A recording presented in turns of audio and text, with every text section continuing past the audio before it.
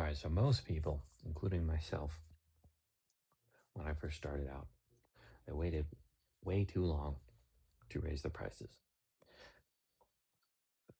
A lot of times we can get caught in the trap of I'll raise the prices once I quit my job, once I feel safer, all that kind of stuff.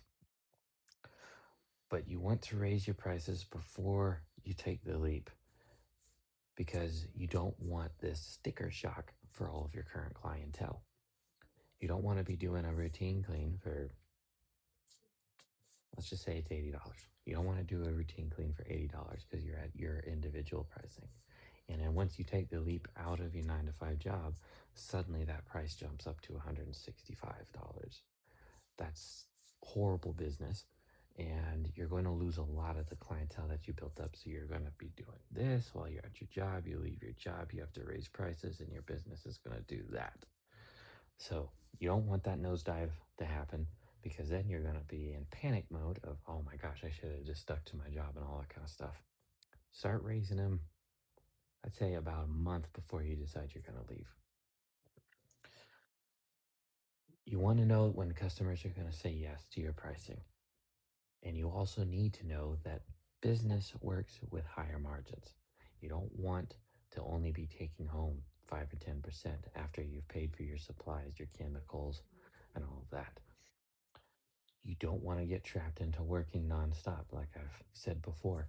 You don't want to have your prices so cheap that you have to work in order to survive. So, things to keep in mind as you're building a healthy side business. You can say no to a job, and the client can say no to a job. You say no if the client is wanting a huge discount, and vice versa. The client says no because you're a little too expensive. That's okay. You don't need every job. You only need to fill the time that you've set aside. And your pricing, your knowledge, your skills, and abilities are going to improve with the time that you put in. Price increases are never about greed unless you go from $165 for a routine clean or $200 up to $800 for a routine clean. Then, yeah, that's pretty greedy. Inflation doesn't increase that much. It might be bad now, but it's not that bad. So, think about those things as you're starting to build all of this out. If raising a price scares you, that's a signal, not a stop sign. Raising prices is natural for any business. Um, Raising them too much to where you're like, oh, this won't work.